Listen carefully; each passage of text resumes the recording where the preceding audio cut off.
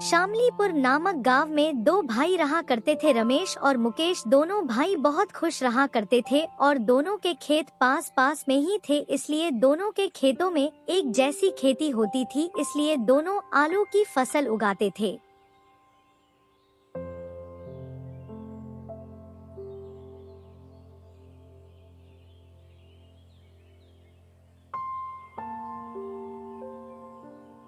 फिर फसल कटने का समय आता है तो मुकेश रमेश से कहता है, अरे ओ रमेश, अब की बार तो हमारी आलू की खेती बहुत अच्छी हुई है। यह सुनकर रमेश जवाब देता है, हाँ भाई हुई तो है, लेकिन इतनी भी कुछ खास खेती नहीं हुई है। अरे यार, पिछली बार से तो बहुत अच्छी खेती हुई है। हाँ हाँ, बस बस भाई, ये आपके लिए अच्छी खेती होगी, मेरे लिए नहीं है। चल चल बस कर अब, और चल मेरे साथ, बाजार में चलकर आलू भी तो बेच कर आने हैं। हाँ हाँ चलो भाई।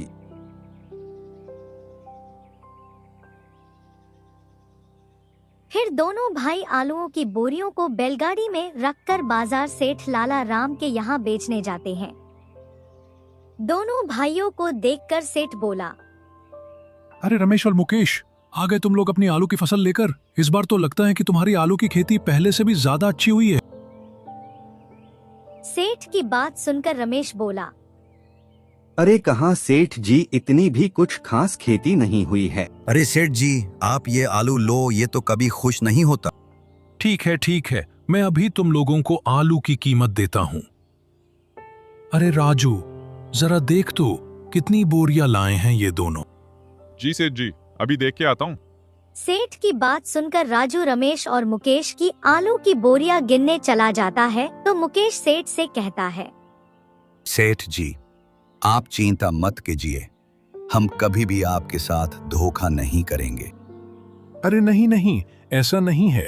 मैं तो बस अपने मन की तसल्ली के लिए बोरियों की जांच करा रहा हूँ। सेठ जी कोई नहीं, आप अपना काम कीजिए। मुकेश इतना कहता है कि तभी राजू आकर सेठ को बताता है, मालिक, मैंने सारी बोरियां गिन ली हैं, कुल मिलाकर 40 बोरियां हैं। ठीक है, ये लो तुम दोनों के आलूओं की कीमत। फिर रमेश और मुकेश अपने अपने घर चले जाते हैं। वहीं रमेश घर जाकर महता है। दिन रात खेतों में काम कर कर मिलता क्या है, बस ये कुछ रुपए। अगर ऐसा ही चलता रहा तो मैं घर कैसे चला पाऊंगा। इतने में रमेश की पत्नी वहाँ पहुँच जाती है और कहती है, सुनिए जी, आज आप इतने दुखी क्यों हैं और ये अकेले में किससे बात कर रहे हैं? क्या बताऊं, आज मैं बाजार में आलू बेचने गया था और देखो सेठ ने कितने रुपए दिए। भला मैं इतने से रुपयों के लिए दिन रात खेतों में काम करता हूँ और इतने से रुपए से मैं घर कैसे चलाऊंगा। तो क्या हुआ, मैं इतने रुपए में गुजारा कर लूंगी, और वैसे भी हम किसानों को इतने ही रुपए मिलते हैं।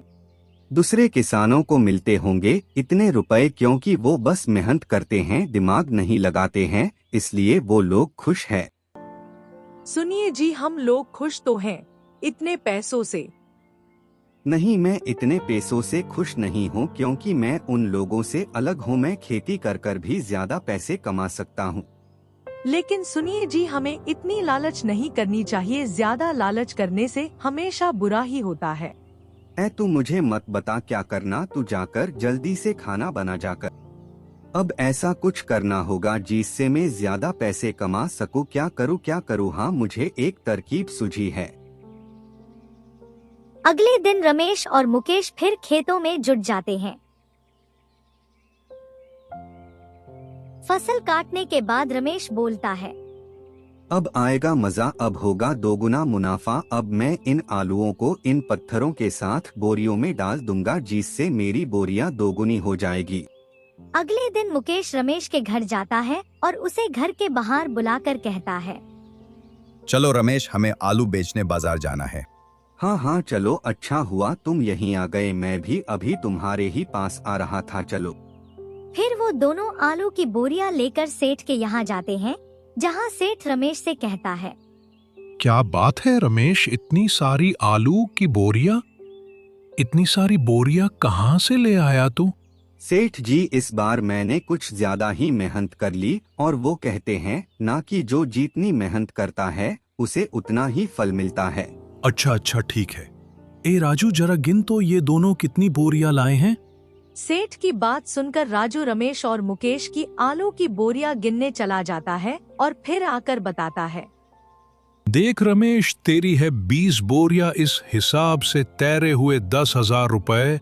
और मुकेश, तेरी है 10 बोरियां, इस हिसाब से तैरे हुए 5,000। ठीक है, ये लो तुम अपने रुपए। अगले दिन जब रमेश खेत जाने के लिए निकलता है तो वह देखता है कि लाला राम सेठ पुलिस के साथ उसके घर की ओर ही आ रहा है।